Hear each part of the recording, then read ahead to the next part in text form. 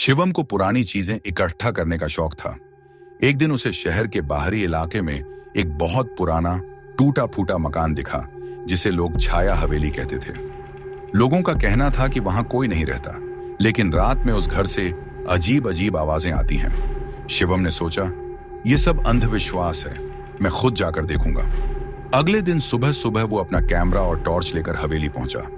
अंदर घुसते ही उसे एक अजीब ठंडक महसूस हुई। हवेली के अंदर धूल और जाले थे, पर सब कुछ जैसे जस का तस रखा था, जैसे कोई अभी भी वहां रहता हो। सबसे ऊपर की मंजिल पर एक कमरा था जिसके दरवाजे पर मोटी जंजीर लटक रही थी। उस पर लाल रंग से लिखा था, खोलो मत, वो जाग जाएगी। शिवम को डर नहीं लगा।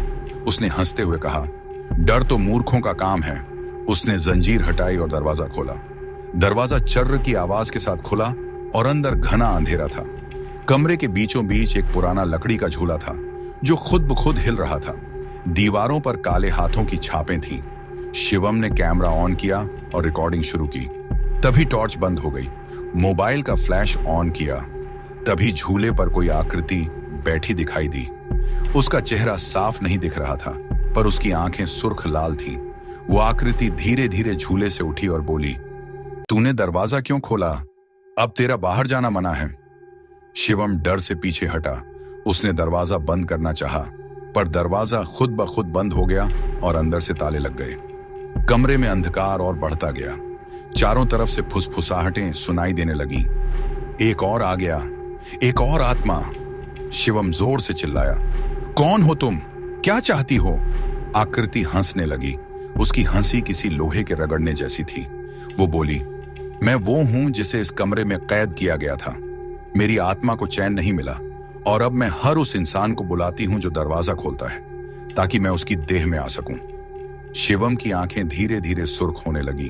उसका शरीर कांपने लगा। उसने खुद को कंट्रोल करने की कोशिश की, लेकिन वो जैसे किसी और के बस में जा रहा था। कमरे की दीवारों पर खून से कुछ लिखना शुरू हो गया। अब ये मेरा है। अचानक कमरे के कोने में पड़ी एक पुरानी डायरी गिर पड़ी। शिवम जैसे जैसे होश में आया, उसने वो डायरी उठाई और पढ़ना शुरू किया। डायरी में लिखा था, मैं रचना हूं, इस हवेली की बहू। मेरी सास ने मुझे इस कमरे में बंद कर दिया था क्योंकि मुझे कुछ दिखाई देता था जो औरों को नहीं दिखता था। छायाएं, आत्माएं, साएं। उन्होंने मुझे पागल कहकर यहीं कैद कर दिया। मैं मर गई, लेकिन मेरी आत्मा यहीं अटक गई। मैं किसी को तकलीफ नहीं देना चाहती थी, लेकिन अब मेरी आत्मा भूखी है। हर वो इंसान जो इस कमरे में आता है, मैं उसमें समा जाती हूं। अगर कोई मेरी डायरी पढ़कर मेरा अंतिम संस्कार करे तो शायद मैं मुक्त हो जाऊं। शिवम समझ गया कि ये आत्मा मदद मांग रही है, शाप नहीं दे रही। उसने हिम्मत जुटाई, कमरे की खिड़की तोड़ी और किसी तरह बाहर आया। गांव के मंदिर गया और पुजारी को सारी बात बताई। पुजारी ने बताया कि ऐसी आत्माएं तभी मुक्त होती हैं जब उन्हें मोक्ष दिलाया जाए।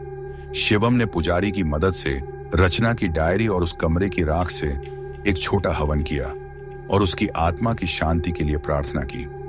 हवेली से उस दिन के बाद कोई आवाज नहीं आई, पर आज भी अगर कोई उस हवेली के पास से गुजरता है तो उसे एक औरत की धीमी धीमी आवाज सुनाई देती है, धन्यवाद। पर आखिरी पंक्ति डायरी में अधूरी थी, अगर मैं मुक्त न हो पाई तो अगला शरीर मुझे पूरा करेगा।